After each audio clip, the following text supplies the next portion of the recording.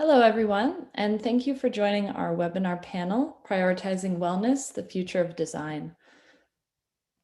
The WELL standard has been gaining traction over the past few years and has emerged as this perfect complement to LEED.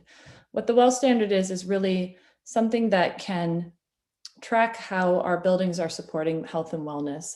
And with or without the WELL standard, this prioritization of wellness in the built environment has really grown over the past few years, and our understanding of this relationship has really increased. We've also seen it gain quite an interest from companies and organizations alike, and it seems to be something that is becoming more public knowledge, especially in the past year with the pandemic. It's put somewhat of a spotlight on this connection for a few reasons. For the first time, we're being kept out of the environments that we know and love. And all of these places that we spent many hours in, interacted with for work, for travel, entertainment, and public services, many of these places have just come and been in one place, which is our home. And it's given this bigger understanding of our environment and how it affects us. And also there's the fact that when we are slowly coming back to these environments, there is a greater call for health. Maybe in some cases for more COVID-related things, but in a larger sense, it's how can we support the overall health of individuals, from mental health, physical health, and so on. So we really wanted to bring together experts that are working on this, understand this relationship, those that are in public health, those that are with the WELL standard from the International Wellbuilding Institute, those that are really creating that design in architecture, interiors, as well as those that are providing services, those important social services that have been so key in the last year and always. And we really want to understand today, how do we implement some of those concepts of health and wellness at a much higher priority? What are those quick wins and what requires more long-term planning? What should organizations really work on, and how does it differ by type of environment? And what role does experiential graphic design, interior design, architecture, and all the like play in all of this? So I want to first introduce just our kind of question format for today. So if you do have questions, we're going to be answering them in the last 15 minutes of the session. You can use the link over to, I believe it's my right. We have a SurveyMonkey link that you can just write your questions to, or feel free to use the chat. And we've included the link here so you can use that. Also, if you have any technical difficulties, we have the email that we'll also include in the chat, which is valerie@entro.com, and please let us know. And with that, I'd love to now introduce our speakers. So we have Sue Tomney. She's the Chief Executive Officer at the YWCA Calgary. And the YWCA Calgary offers shelter, housing, counseling, language, and employment programs to some of the most vulnerable women and families in Calgary. In September of 2019, the YW opened its doors to a facility in Inglewood, which really focused on building a sustainable model to support families in the community for years to come. Entro really had the opportunity to work on this along with some great partners. And what this building really focused on, among other things, was really thinking about the wellness and health of those vulnerable individuals that were using the facility. So hi, Sue, thank you for joining us. Hi, I'm glad to be here, Christina. Thank you. And we also have Vienna McLeod. She is a lead green associate and senior manager of the movement concept lead and standard development at the International Wellbuilding Institute. For over 5 years, Vienna has focused on the development, maintenance, and evolution of WELL standards and rating systems. She also serves as the IWBI movement concept lead and is a thought leader and subject matter expert on the intersection of the built environment policy and physical activity.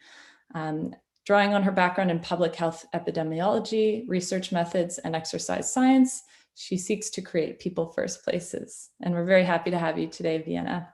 Hi, everyone. Glad to be here. Thanks.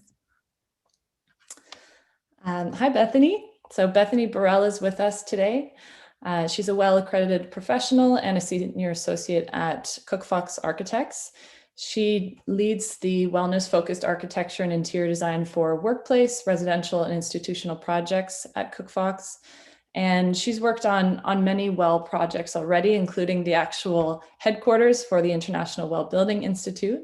So we have some friends here between Vienna and Bethany, and as well as a school, their own studio, as well as high-rise affordable housing development, among others. Bethany also teaches at the New York School of Interior Design and speaks regularly on topics of biophilia and high-performance design. Thanks for joining us. Hey, thanks for having me. And finally, we have Celeste Alvaro. She is the founder and principal at Methodologica, which is a user engagement design, research, and evaluation firm that specializes in understanding and assessing how the design of the built environment impacts human behavior, social interaction, and well-being. Dr. Alvaro is an experimental social psychology with a penchant for the psychology of design. She provides theory and research-based insights and engages with architectural design firms to lead user engagement, design research, and evaluation initiatives. Hey, Celeste. Hi, thanks for having me. Yeah. And finally, I'll introduce myself. My name is Christina Kelly. I'm a WELL AP as well as an associate at Entro. On projects, I work more from a strategy standpoint, and I'm really looking to understand in all of our work how we can use wayfinding and experiential design to really increase users' wellness in the place, whether it be their spatial familiarity, their overall mental health, their connection to place and culture, and so on. So I really work with the team and with our architect partners, design partners, and so on to help this move forward. So with that said, we're going to start off the discussion. And I just wanted to, from your perspective, Vienna, we've seen this, as I mentioned, we've seen this kind of movement and understanding of health and wellness in the built environment grow over the years. And I think as designers or people in the industry, we've understood it, but what have you seen at the Wellbuilding Institute? How have you seen this grow, and what are some of the reasons you think that it's really gaining this traction? Yeah, wonderful question. And thanks for organizing a great session. I know we've got a lot to discuss today, so I'm looking forward to it. And I think the healthy building movement, as we sort of colloquially call this, is really transformed over the last year, especially, and it's grown from a very niche focused movement built on sort of the back of sustainability to this really transformative and ubiquitous thing that we're all talking about. And that makes me, really excited for what's ahead as we transition back to whatever our new normal is. And folks in this panel are working with their industries to really define and shape what that looks like. But I think that the change is really driven by something we're going to get into today, is who's at this table, bringing now today. It's not just design and public health, solving the challenges of buildings that we need to solve. It's everybody across the spectrum really coming together to influence how we work and how we interact with the spaces that we love, from schools to our homes and our residential buildings, to our offices, to healthcare centers. Every single place that we interact with in the environment has such a strong influence on how we are as a community. And so that alone's been really wonderful to see change. And we see it reflected in the momentum of the WELL movement. I'm so really humbled to say that we've crossed some really tremendous milestones over the last year. WELL is currently reflected in over 2 billion square feet of real estate across 97 countries, representing over 21,000 projects. And so it's a really overwhelming sort of number, but the influence that we can all have through a program like WELL is just really exciting. And we look to the broader community to really help us figure out how to keep evolving and keep meeting the needs and the demands of today. And so that's just been so wonderful to see. So I'll pause there because I know we have lots to dig into, but thanks for kicking it off. Yeah, thank you.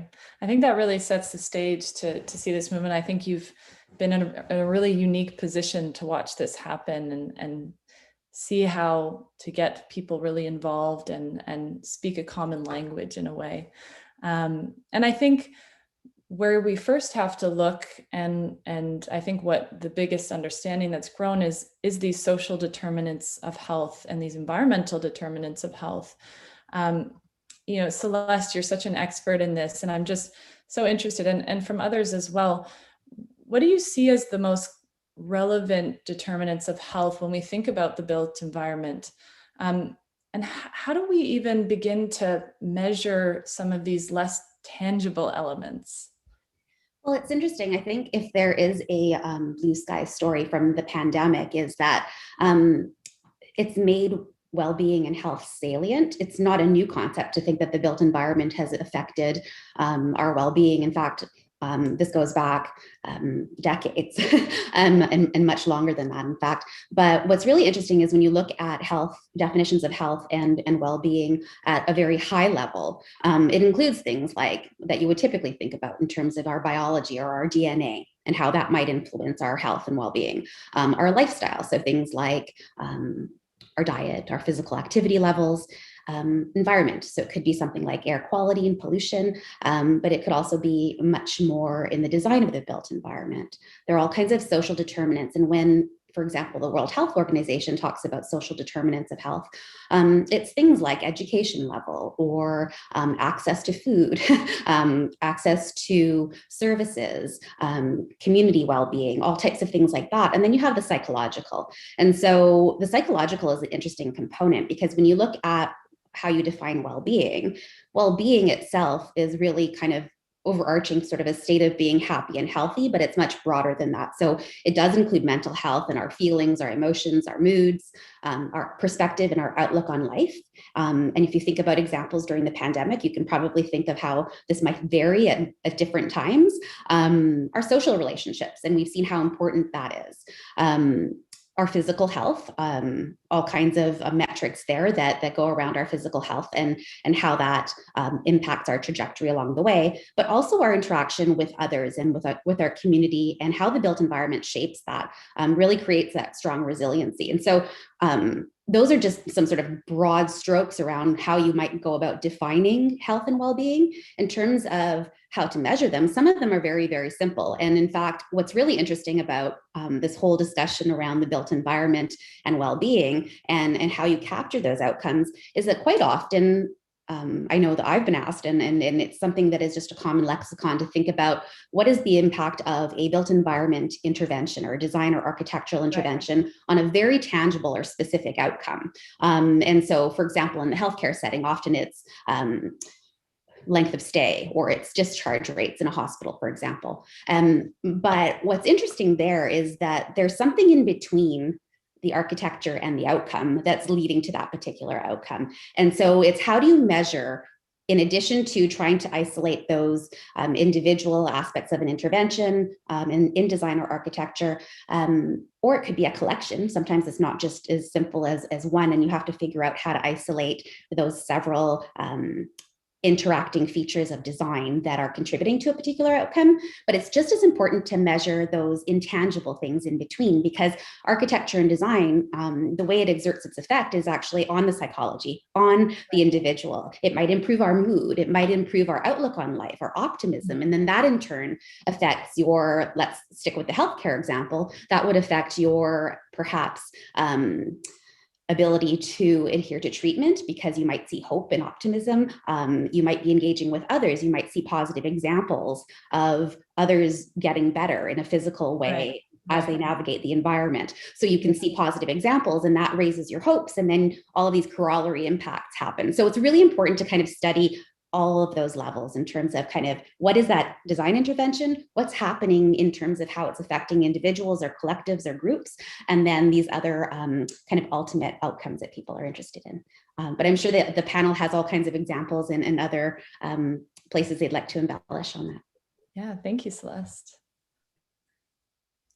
And Sue, I'm just wondering, from your perspective, what are those intangible or tangible impacts that you see on your users, especially these women that this environment really means a lot to them?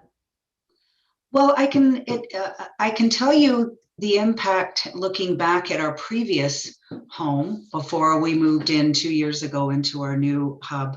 And I reflect on that and think that there's a good chance we were re-traumatizing women who'd had a fair amount of trauma in their lives just by virtue of the brutalist architecture make of the building of the time that was not necessarily intended to be shelter when it was created. It was more of a youth hostel type piece. And so we'd done our best to make use of it. So I look back and I think, it's not surprising that now the women we're working with have a different outlook, because as an organization, our vision is women thriving in a safe and equitable community.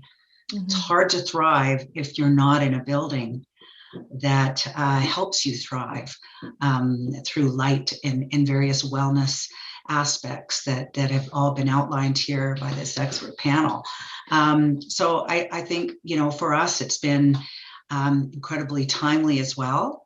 Because of COVID, it was the right thing to do at the time, but it has, without a doubt, assisted us in being able to manage, a situation that was very challenging because of the wellness that was adapted to this building to help women heal. Yeah. Thank you. Bethany, did you want to speak from the architecture side? What are some of the key ways that you measure this or are important to really bring forward to your clients as you're working through the WELL standard, or just even bringing wellness into the building? Sure. So, there are lots of different ways to measure health and wellness and senses of well-being. And for companies with large workforces, like hundreds to thousands of employees, they're better suited for qualifying and quantifying this kind of health measure, because they've got big data sets, right, of absenteeism, of health insurance usage, presenteeism, other ways of understanding how people are kind of physically and psychologically impacted by their space. But to use our own office as an example, we were the architect, but also the client, so I feel like I can speak a little bit about that. We are participating in the UC Berkeley Center for the Built Environment as part of our WELL certification. So when we built our space back in 2017, we were able to achieve LEED Platinum and WELL Gold at the time. It was under V1. So as part of this ongoing certification, we participate with UC Berkeley for annual surveys. So we survey our occupants, our colleagues, to see everything from thermal comfort to kind of ability to focus and all of that. So it gives the occupants and employees this opportunity to really reflect on their surroundings and what about their surroundings is supporting their ability to do what they need to do at work and what might be detracting from it. So as those are ongoing, and we're a smaller pool, we're about 100 people, we can start to use those kind of smaller data sets to compare against the global trends. And so that really starts to impact, we're our own guinea pigs to a certain extent, that starts to impact a lot of the measures that we're using with our clients. We've got large scale office clients, millions of square feet of real estate in New York City. And we're able to take that information that we've learned and apply it to those in terms of access to daylight, ability, flexibility in terms of thermal comfort, all of this. But we can also measure these elements in more idiosyncratic ways. So how we use our studio, whether it's for our staff or for guests, if they prefer to use our office space for their own meetings. We have some clients that will come and meet in our space and we're not even part of the meeting, but it's a reflection on that built environment being supportive of their needs too, outside of our own staff. And do they make themselves at home, right? Like we have clients that come in and will make themselves a coffee and go sit in the banquette. pre-pandemic, I'm speaking, no one's doing that right now. We're not in the office at the moment, but that really speaks to some of these intangible elements that are not necessarily metrics that you can check off a box, but just kind of observing the social behavior within this space. So those are some kind of small examples that we can apply. If I could just add to that, because I think that's a really interesting example in terms of being able to look at these large scale data sets, but also some of the more indirect or observational or even quantifiable, but requiring a different type of a methodological approach. I know in our work, we have, I think traditionally, when you think about evaluating the impact of an intervention on an outcome, traditionally in what they would call post-occupancy evaluation, often it occurred after the fact only, with very little attention to a baseline. So the really cool part about having data is that you can compare before and after, but there are some cautions in terms of looking at database information only before and after, because it tells you that there's a change or an absence of a change, but it doesn't necessarily tell you what the true impact of the design was in creating that change. And that's kind of where we've been able to work with architectural design teams and other design teams in trying to actually understand, and we've been involved in various phases, whether it's on the actual design teams themselves and starting from the beginning, or looking back to a design in progress and trying to understand what were those design aspirations into the project, what are they trying to achieve, and then doing some strong concept mapping exercises, which kind of comes from measurement theory, but trying to understand and define whether it's well-being. Well, what does well-being mean in the context of this particular built environment? And then what design interventions were done to achieve that? And then how can you actually go about measuring that? And so there are established measures, but then there are some very specific constructs that people want to measure in the span of their own built environment or design intervention. And how do we capture that either along the way or before and after? So we spend a lot of time on user engagement, whether it's influencing the design itself, but also using it as baseline data in the development of custom surveys, where you can actually find a way to capture those very intangible, fuzzy concepts and bring them into the forefront, and also link them to some of those more kind of hardcore or objective measures that you're seeking. So it's a really kind of interesting snapshot of measures that are in use, that are common in practice, but also how you can adapt on the fly with some of the more qualitative observational techniques, which are very important in the base of understanding human behavior, but also then layering on the custom quantitative pieces, as well as perhaps a set of standard objectives, objective measures over time that you can compare before and after. So it really, there's this opportunity for scaling, but also to customize a little bit. Right.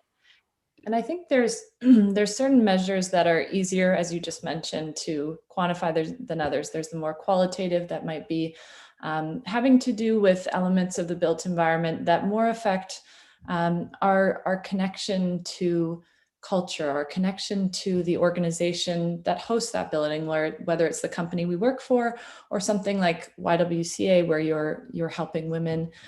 So I kind of want to go on this vein of the more qualitative elements and measures. Maybe Sue or Vienna, do you want to speak to that? I can kick off, or Sue, go ahead. Go ahead. You were on mute.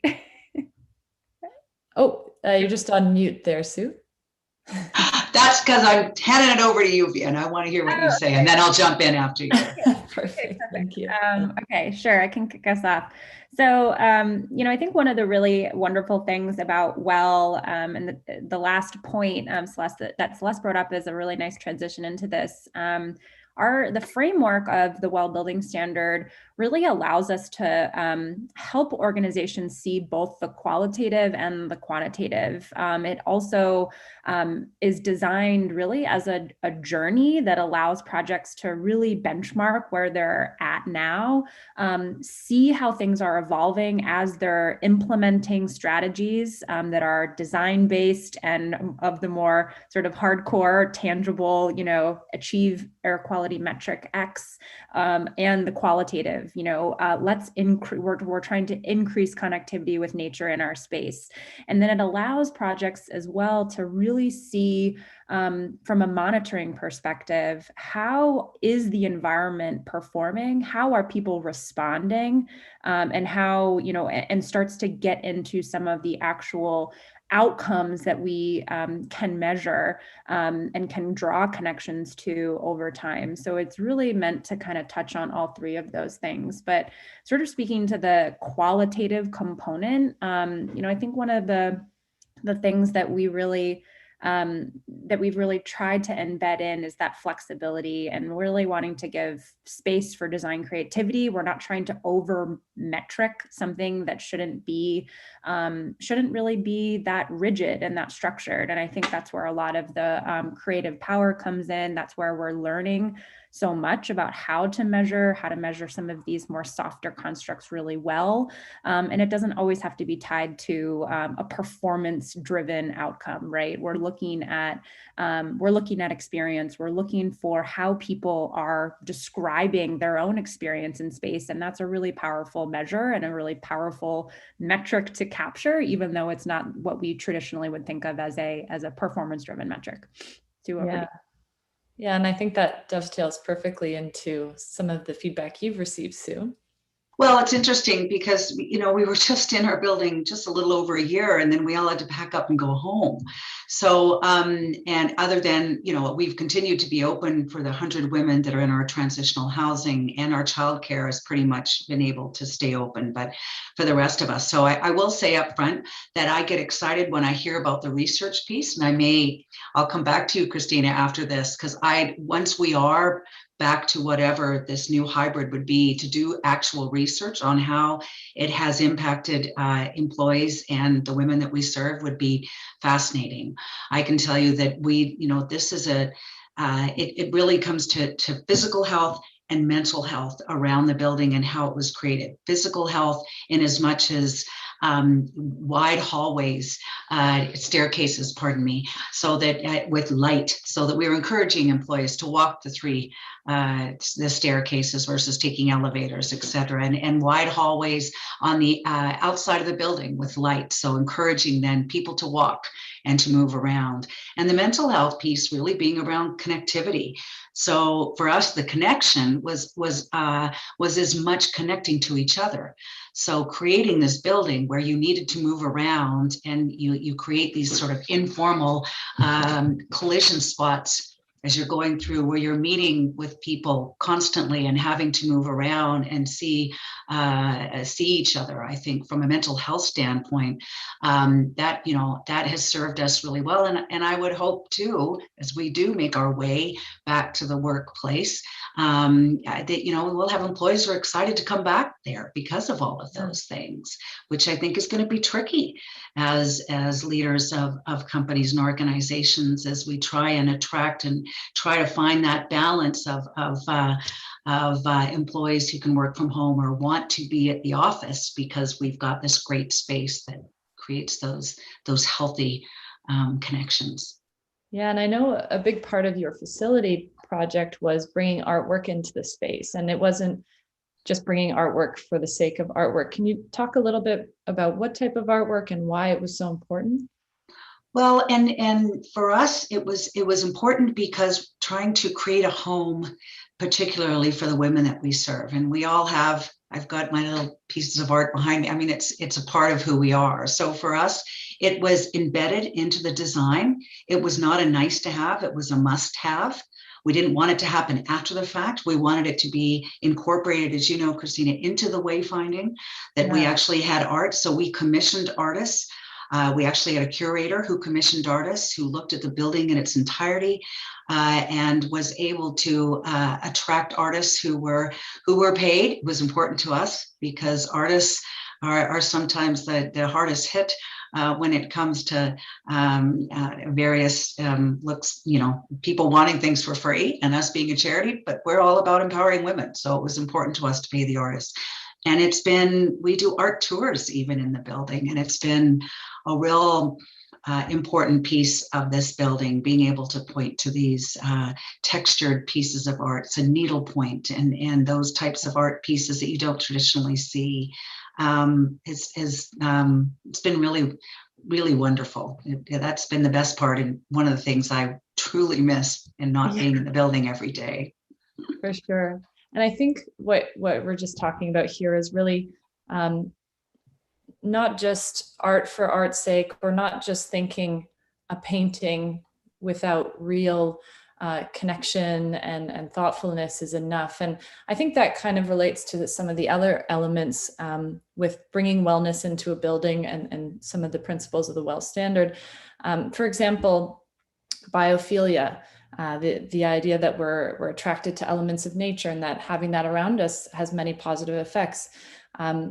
There's more that you can do other than just bringing plants in. And, you know, in our work, we always talk about there's other ways that you can bring the brand into a space rather than pasting logos all over the wall or putting your values just in type on the wall. There's a lot of creative ways. And I think that helps with the standard or even just the concepts of wellness not being too prescriptive.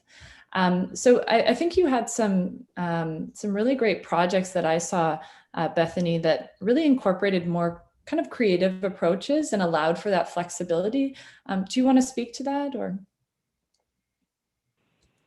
Sure, you're singing my song. Biophilia is one of the kind of major tools that we have in our toolkit as designers.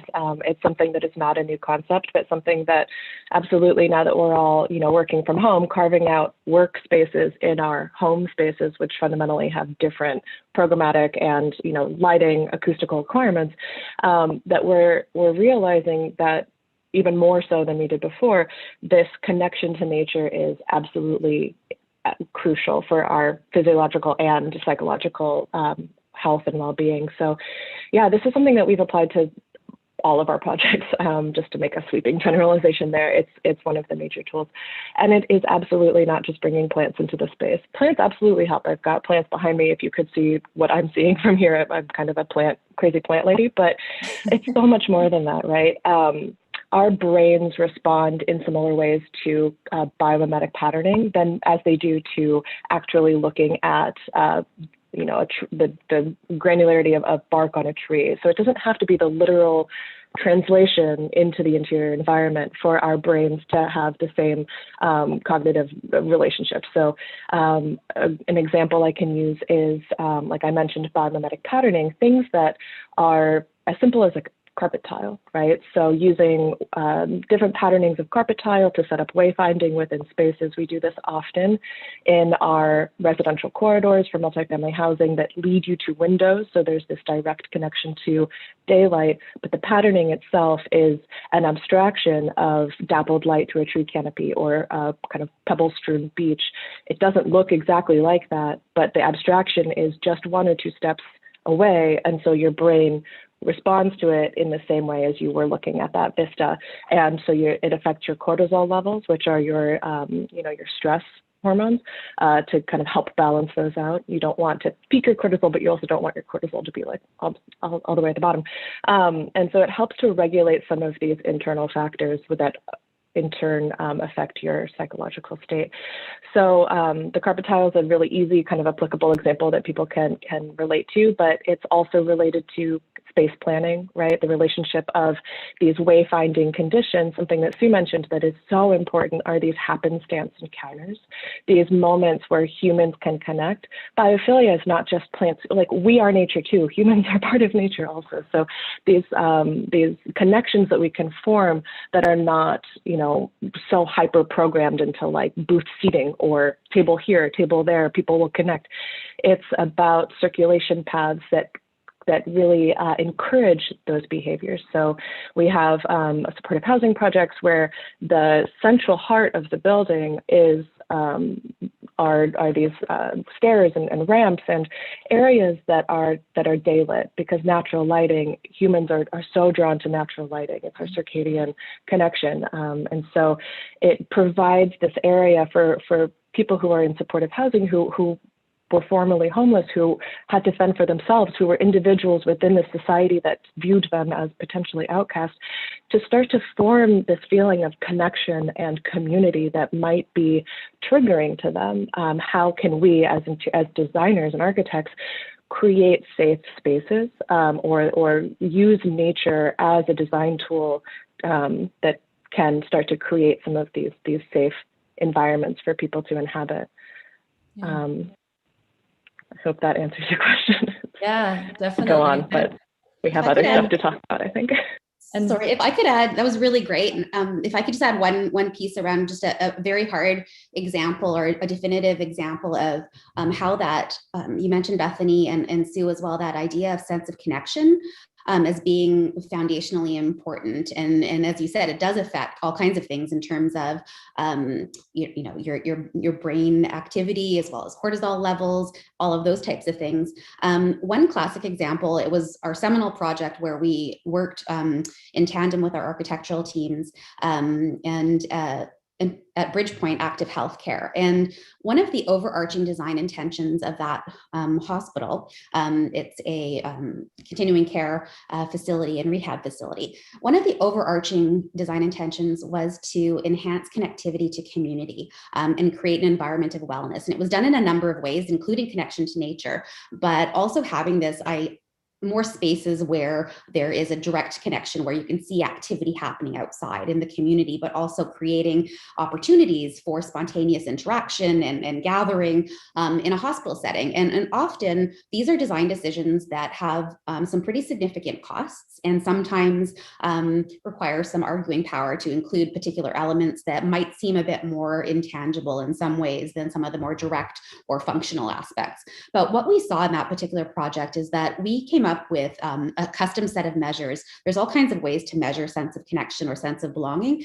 but we developed kind of this, it's an adapted measure, it's a visual analog scale that gives you a quantitative number in the end. But we looked at how connected to various realms, whether it's to community, to others, to nature, all of these aspects, specifically in relation to when they're in particular spaces in the hospital setting. And we looked at that before and after and in comparison to another facility. And what was interesting was spot on. The architects and design firms got it right in terms of being able to create that environment of wellness and sense of connection. But what was the interesting part there is we saw that those who had a greater sense of connection to community in particular and to others, those two aspects, we saw greater satisfaction with the care they were being provided.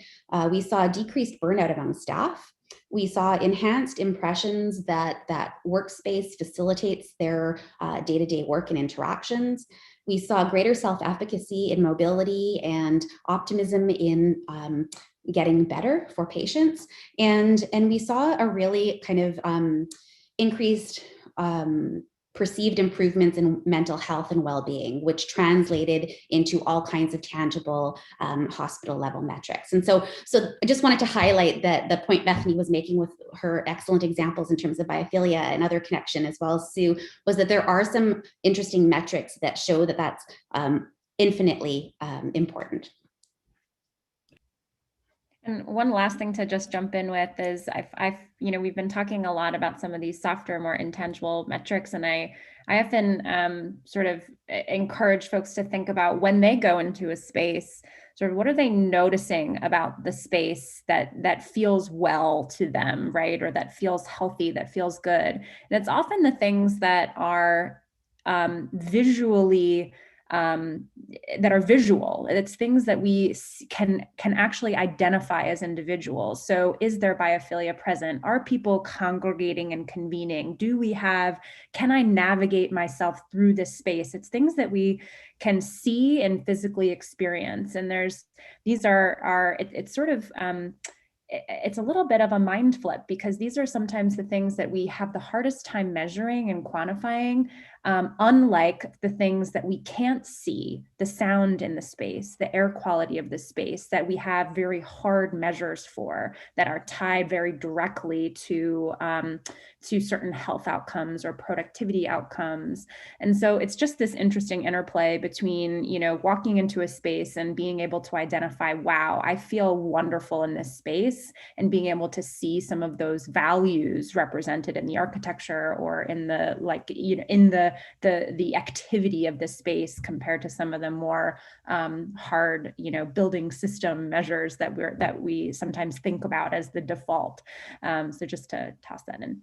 Yeah. And you're kind of speaking our language, because we really as a firm working really in visual communications and wayfinding and bringing these expressions into a space, it's easy for us to think about and know how this is going to impact someone. But it is a case that sometimes we have to, make to our clients or really lead them along. And it's so important because we always say there's the minimum you can do to a space.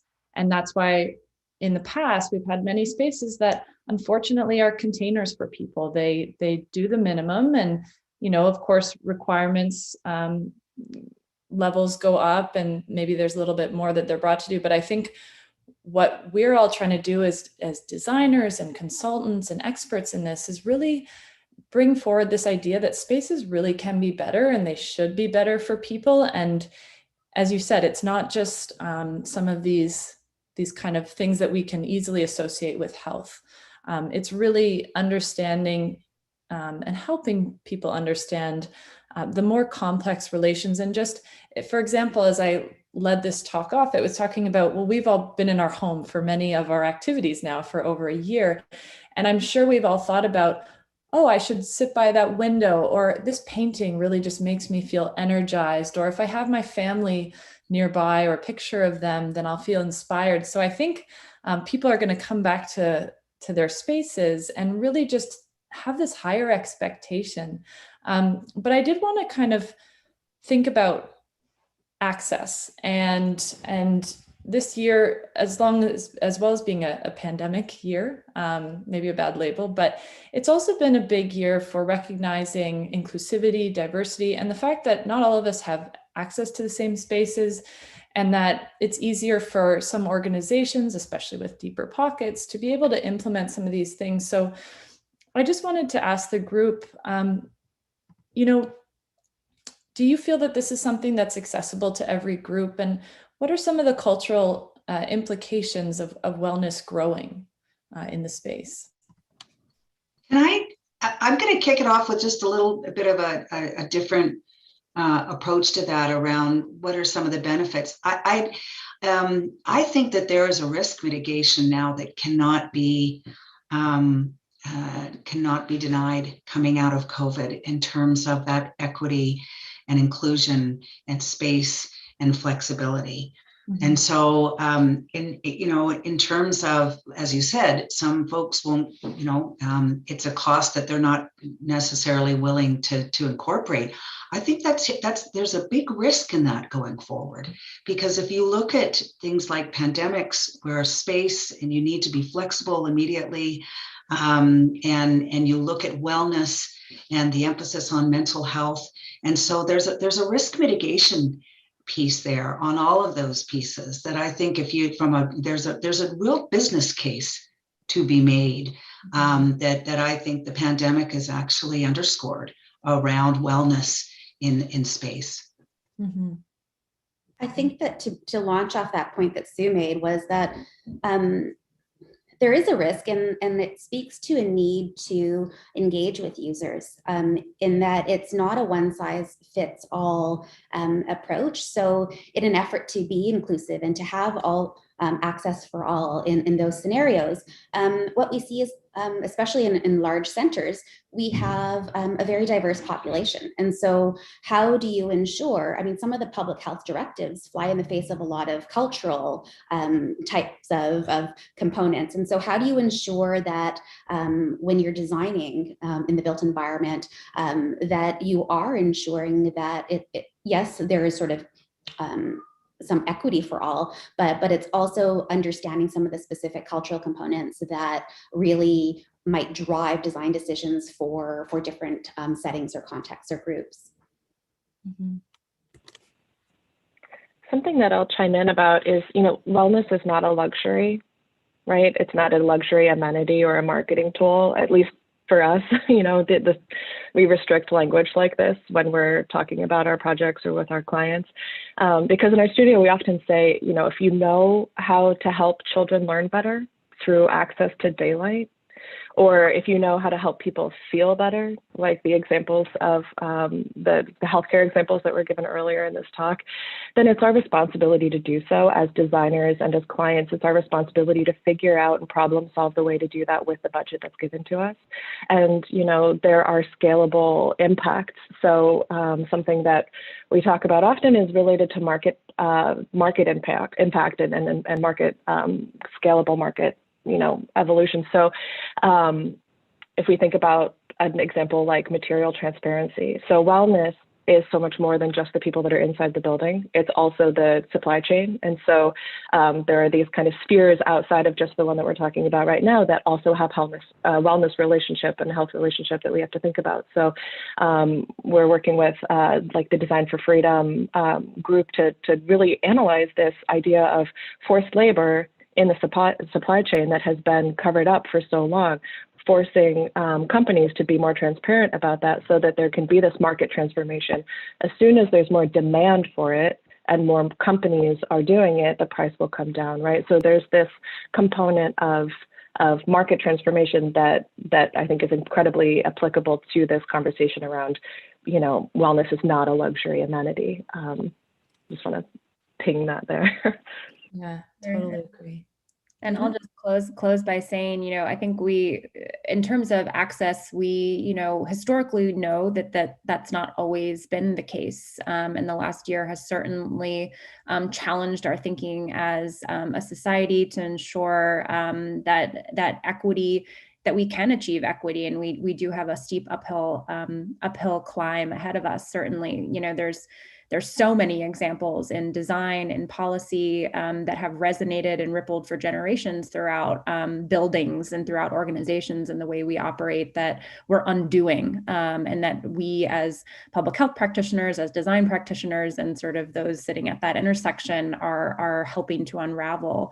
And, you know, everything from, you know, redlining to zoning to tax breaks to gender pay gap to, you know, lacking childcare services, these all influence the way that that we as people, and especially those with less access, experience space. And it's certainly a complex challenge and requires a multifaceted solution. But I think one of the things that we're really coming to as a community is that you know, design organizations, buildings, communities, when they're people first, when they're designed and really operated with people in mind, that we have a much easier time seeing through the other side of that.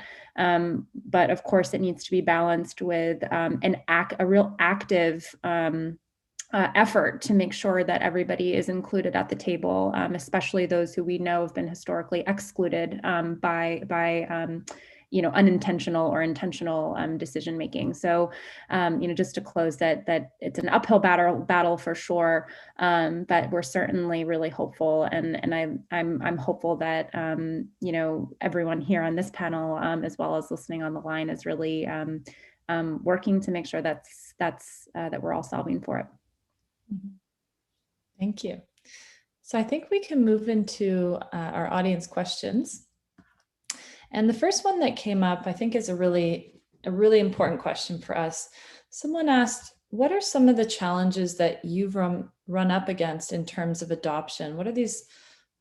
What maybe conversations have you had to have, or just any type of challenges that you can think of implementing these wellness principles or the standard? I see Sue smiling. I can jump in for sure. You know, I think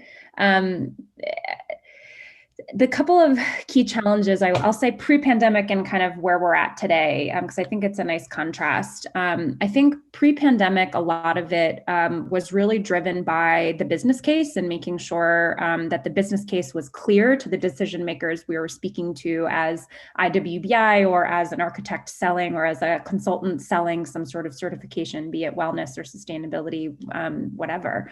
It's what's that business case, right? The decision maker has a bottom line to consider, consider, they have goals to consider, and does that program fit that need? So pre-pandemic, it was a lot of education around that impact, really bridging the conversation of how does what you do as an organization, what you design, the space that you're creating, how does that connect to health? So it was a lot of education around that. Then pandemic, this is the role of buildings and the role of organizations in health and wellness has never been clearer to the consumer, which is in our case, the employee, the end user of that space, the broader community. And so that conversation has now really shifted from what's this really all about, to how do I do this and how do I do it, quickly, effectively, and how do I really deliver impact? It's been such a transition. And now we're really, the challenge is a little different. It's how do I scale? How do I do this incrementally? It's not organizations hand holding through the process. It's organizations with incredibly aggressive, big, lofty goals. And how do I get there efficiently? How do I get there effectively? How do I scale this across my business? So really fun challenges on both sides. But I'm glad we've kicked over to the scale question. Yeah. And I'm smiling, Christina, because I think that there's two major ones that I witnessed. One was moving from a building that was almost 50 years old with no light. And it was kind of like the vampire emerges, right? Now you're in a building with so much light that everybody and the reactions. And so there's that, the change of moving a workforce to a new building after an extended period of time. I think one of the bigger challenges, though, and I'm fascinated listening to Bethany talk about supportive housing, is the mindset in my industry around charities and not-for-profits. There's a worthiness factor to move to a building that is that beautiful. And that, that mindset, whether it's working with donors or working with board members or working with employees, that actually this is not a nice to have anymore. This is a must have. And so I think there's a challenge in particular industries on that worthiness, that it's something that actually is imperative. It's not a luxury, as is mentioned here. So there's a cultural shift in this being then wellness being, as I said, a must-have. Right, and I totally agree, because there is that expectation, especially with a nonprofit organization, that every dollar should go to the individual, and it's not always seen how some of those background processes, or even something like the environment, those our artwork, they might not just see that direct connection. So it really is important to really get that into the philosophy. But yeah, I'd love to hear Celeste or Bethany if you'd like to. I've been very fortunate in that a lot of the teams that I've been working with, this is just intuitive in kind of what we're trying to do, whether it's in a healthcare environment or in a public realm project. The times where I have seen some challenges to adoption, it has been often, I think, with large projects, some small, but where there's this threat or kind of risk aversion in terms of the overwhelming amount of work that needs to be done when you're designing a new built environment within the confines of what you're already doing and any stress that's happening there. And what happens when some are threatened, and particularly at an organizational level, and I've seen this more at the kind of that political organizational level, and there's ways to overcome that, but there's this conservation of resources that kicks in, where it's like, I've limited resources, where am I going to put them to best achieve a particular set of outcomes? And everyone wants to, everyone is driven to have the best design possible and to have the best outcomes possible, but it's then sometimes, at least pre-pandemic, in some cases it was seen as kind of, okay, that's an extra, right? So that's an add-on. If we can, we'll try and do all these pieces. Whereas where I've seen that lack of kind of challenge or adoption has been where it's recognized that this is actually the base of all. And this is something that will allow all kinds of things to thrive in that built environment. And so sometimes I have to say it's been political drivers, or sometimes it's even something like change. I can give an example with, for example, a King Street pilot project, which was really in Toronto here, that was focused on, increasing ridership, in terms of the amount of time that it takes people to get to work, and changing kind of some of the built environment around TTC use, which is our streetcar on King Street. And what happened afterwards was they had to actually, so people got to work on time. That was the one metric that was very successful. But what you saw was a change in terms of that interaction with the built environment and the community level animation that happened on the street. And then all of these public realm interventions happened after the fact. But there's an interesting way where maybe both could happen, right? So it's sort of sometimes, I think, a political driver for a particular outcome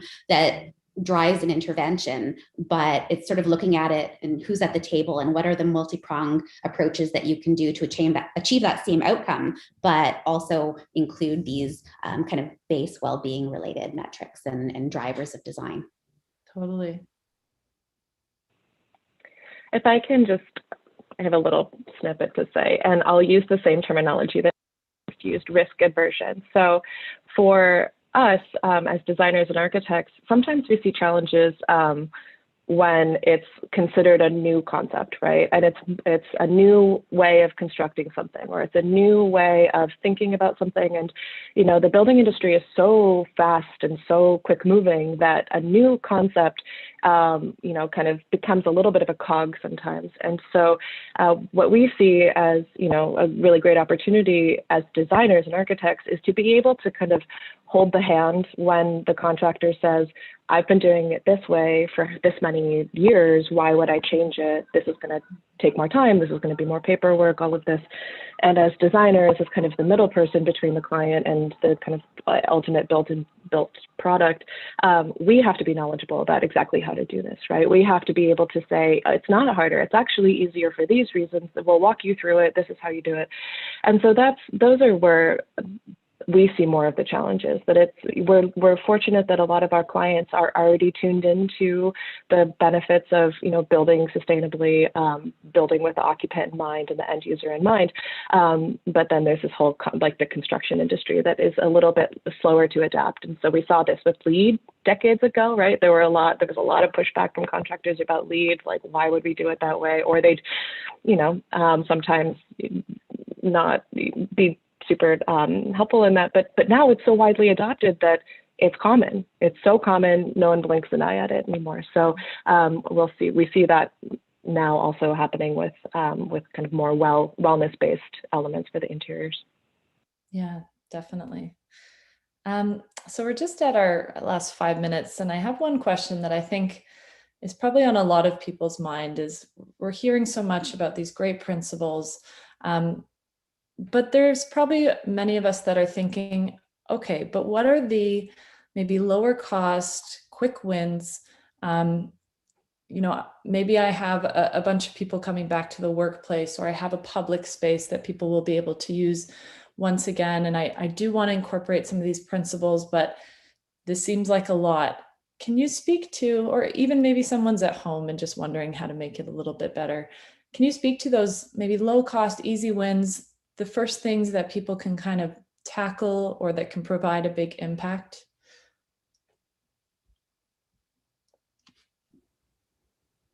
I think that, I mean, bias here because I'm a social psychologist, but William White also best said it, people go where people are. And so I think the fact that we have been at home a lot and people will be re-entering community. And I've seen this also just in neighborhoods where people are finding creative ways to gather in public realm spaces, but in kind of a work environment or in you know, a building specifically, is how do you create those spaces where people can go where people are safely? And I think that that is something that speaks volumes. It creates all kinds of spontaneous interactions, the creativity that happens, all of those pieces, even just seeing the reaction, seeing yourself reflected or the reaction to something that you say responded to by the other individual in that public realm, that has a really strong impact in terms of all kinds of things. And so there are a number, but I think from my bias, I would say try and create some opportunities for people to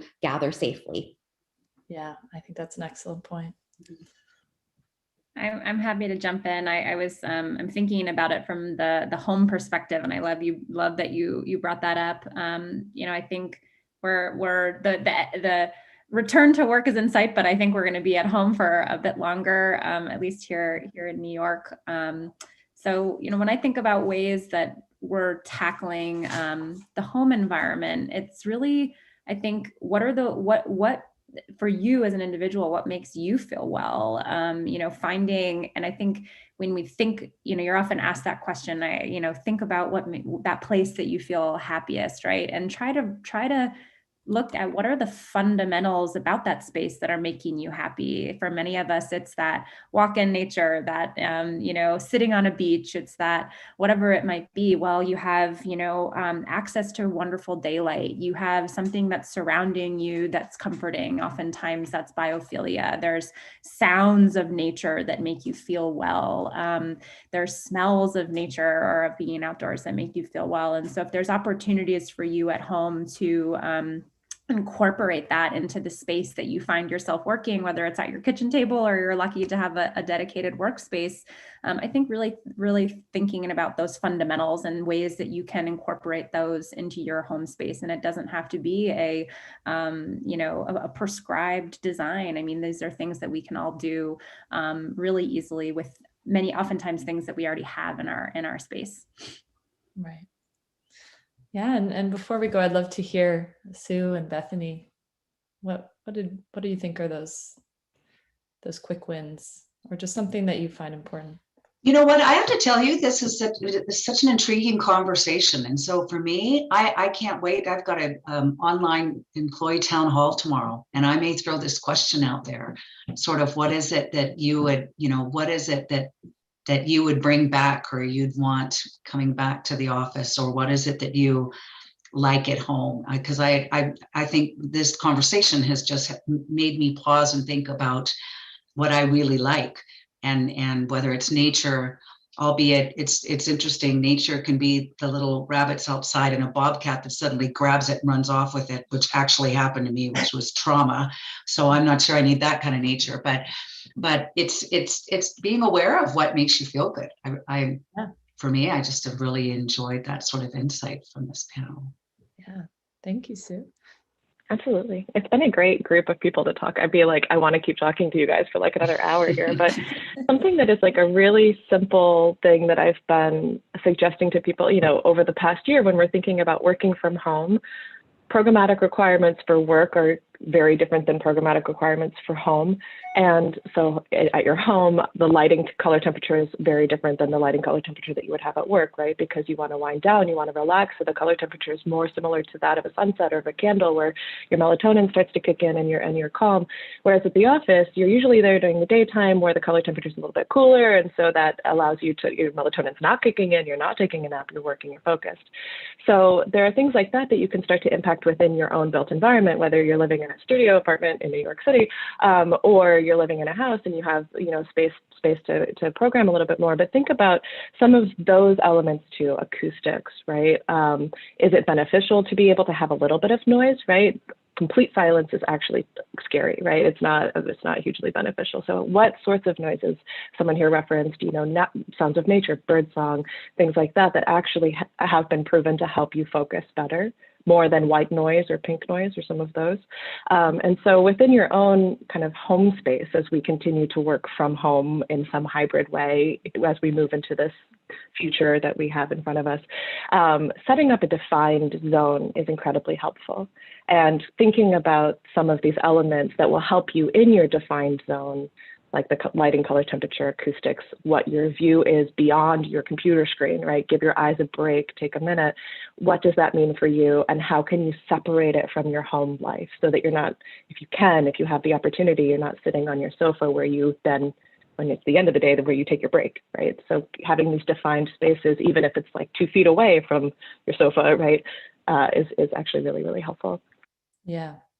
Yeah, I think that separation is really crucial. Well, I just want to thank you all so much. You've given me a lot to think about, and I'm sure a lot of the viewers here. And yeah, I think this was a really great conversation. I'm really excited to see where this wellness movement goes and how it looks different, maybe in different environments.